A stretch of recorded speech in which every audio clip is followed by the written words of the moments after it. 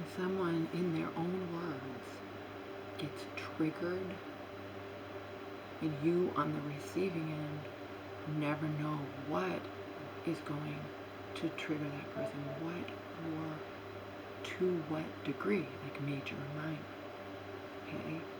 Then you on the receiving end, you're gonna be like always like on edge, or just, you know. Joe said to me before, like, you're too sensitive, you get offended too easily or whatnot. Yeah, but you get triggered every once in a while, and you are vicious, you lash out.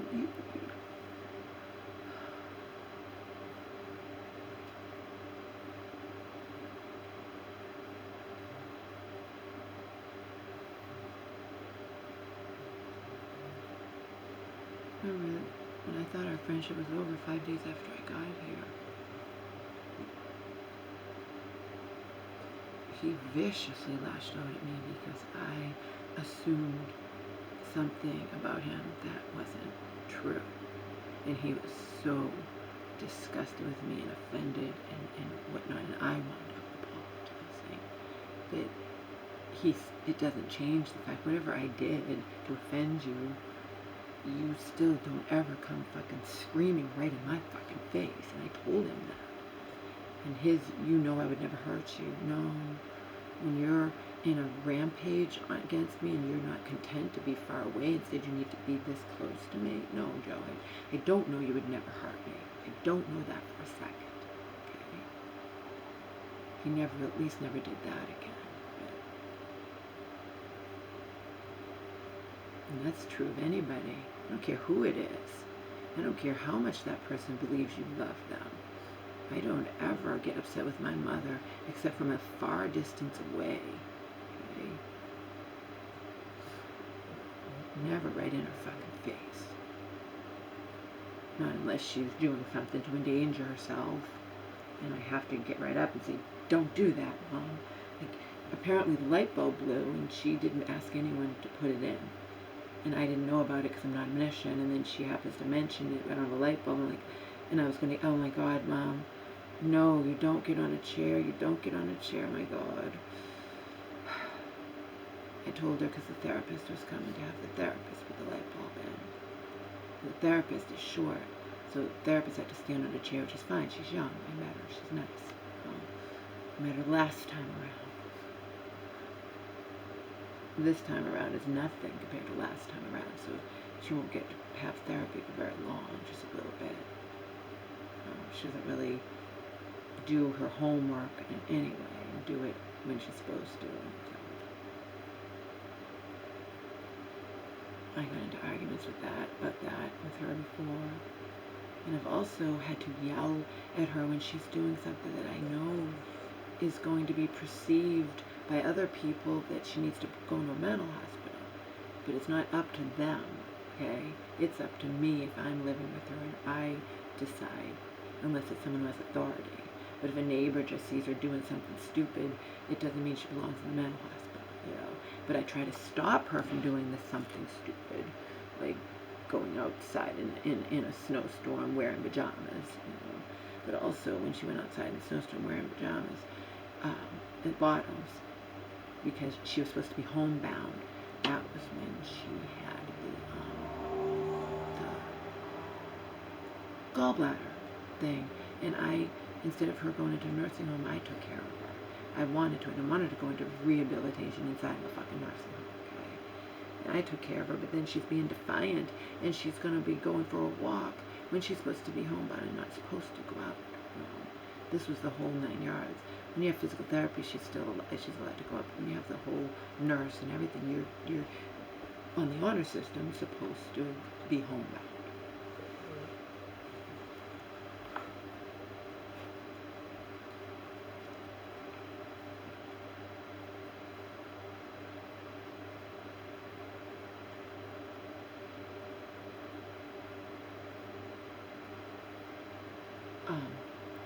Things like that, you know. But I couldn't stop her. I called her social worker and was reporting to him that I can't stop her from doing anything. Otherwise, I I can't put my hands on her to physically stop her that's abusing her. I can't do that. I can't stop her from doing something stupid. And lo and behold, she was picked up by the police. She didn't wind up in a mental hospital, but she was not in a real bad off, but still and so I was right. I was proved right, you know. But I still couldn't physically stop her. But if I'm ever upset with her, and it's from a distance, consciously from a distance, because I know what Joe should have fucking known 5 months ago. You don't come up in somebody's fucking face and scream at them. And remember, he was at a distance and then decided that wasn't enough to be at a distance because he didn't like what I was saying in defense of myself. So then he's right up in my fucking face. Okay? He never did it again, but I had to tell him, you don't do that ever. Ever. I don't know that you won't hurt me. He's like, I would never hurt you. You know I wouldn't do that. No, I don't. No, I don't. When you get like that, when you're triggered, I don't know anything, child. Nothing. Nothing. Because you're Jekyll and Hyde.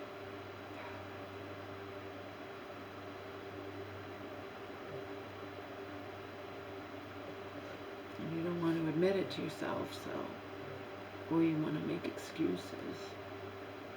Or you want to say, I deserve it.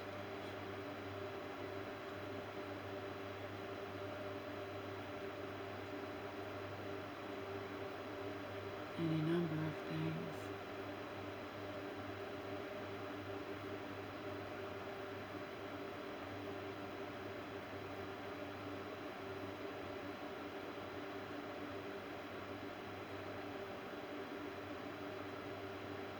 I recognized it instantly as abuse 5 months ago. But, I was so incredulous that he'd allowed me and Omar to come here. So appreciative and just like, and this is my best friend. This is okay. He did this, but he's not, but then it's periodically happened again. So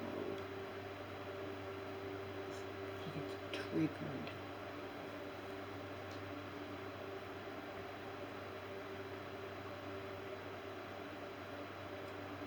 He's insecure and feels like that I'm using him or taking advantage of him.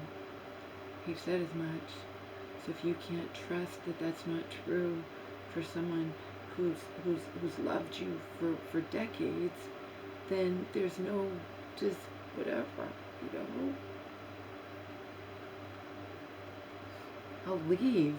That'll damn well prove I'm not being taken advantage of him, because it's not him throwing me out. It's me voluntarily leaving, walking back into hell, rather than be here and have my supposed best friend make me feel like a worthless piece of shit loser more than I already feel in general.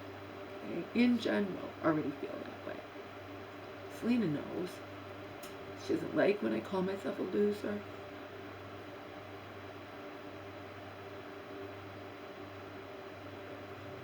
I thought it was enough, just the fact that I'm here in company and he's not alone, and he's with somebody who loves him and is on the same page with him with a lot of things and wavelength and whatever. That's not enough. It's not enough. I do everything for you. You do nothing for me. That this time around was the absolute worst, because I know I've been trying so hard, and whatever he perceived on Monday in the kitchen was whatever. It 100% wouldn't have been the case had I not been going through just not thinking about anything except I was just in a total, it's just like if I was sick. You have to cut me some fucking slack. Give me the benefit of the doubt when I'm sick. You think things are going to be kept up in the kitchen if I'm sick or something, or everything's going to be absolutely perfect? No, I'm supposed to cut him slack. I'm supposed to just let it go when he's triggered and treats me like shit. but he doesn't grant me the same consideration because the dynamics are his house. Oh, good. That's good, Joe. It's never going to be my home. I came here thinking to the contrary, believing I was moving into my home, even if I don't pay rent. Oh. But I don't just not pay rent, I don't pay the bills either, so and I don't like that dynamics. Not when Joe makes it clear that he feels like I'm taking advantage of him, that I don't appreciate everything he does for me. Basically, if I call you abusive or call you on the things that you do, then I don't appreciate all the nice things you do for me. There are too many abusive people who feel like that. I just get like this once in a while with you, but overall I'm really, really good to you, Melissa, or whatever. Your wife or girlfriend or anything. He's set in his ways and he needs to live alone. That's all. You just cannot expect someone to move in with you and everything to be exactly the same, even if you lay down that, you know what I mean, even if you say everything that's supposed to happen. It just doesn't work that way. It can't. It can't. Because you're dealing with another human being who was raised differently than you and has, you know what I mean?